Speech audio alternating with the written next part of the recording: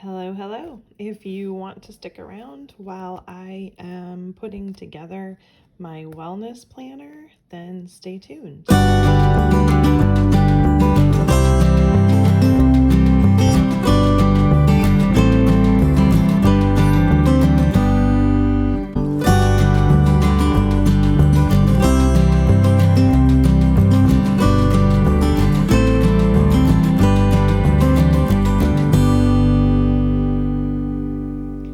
Hello, hello. So I had done a picture on my Instagram feed about setting up this health planner. I showed y'all a unboxing of it. This is Moterm's A7 size, and this is in they call it a pink, but it is sort of it is pink, but it's definitely a muted pink. So basically what my goal is to use this for is just to be able to take 2 doctor's visits. And so I slowly started setting it up, and I figured, I was like, you know what, why not just kind of show y'all some of the things that I do to set up a small planner. So with this one, I'm basically, right now I'm just kind of playing with it, putting stuff in here and trying to decide like what I want and what's going to work. I have to put a little something in my planners just to sort of make it mine. So this is an insert from SM Plans, as well as her month on 2 pages. Now, of course, I didn't need April. I just kind of went into May and then printed out the rest through to the end of the year, which ends here. And so this is what I have decided to do. So one of my issues is when I go to doctor's appointments with Graves' disease, you have a tendency to forget a lot of things. And so I really need a place where I can have all the information that I need, and I can kind of jot down notes for stuff, from the doctors, like after I go to an appointment. And so you can see here, I just sort of like started writing down some stuff for my appointment that was on this day. And I've had other appointments since then that I have stuff written down in another planner. So I'm going to transpose all of this stuff into these pages. But what I decided I wanted to do was, okay, so I'm gonna have my monthly side tabs here. So I have my monthly side tab. Then I'm gonna continue with my side tabs. I might actually trim this down just a little bit so that I can see my tab a little bit better. But I'm going to continue with my side tabs. So I'm going to have a monthly.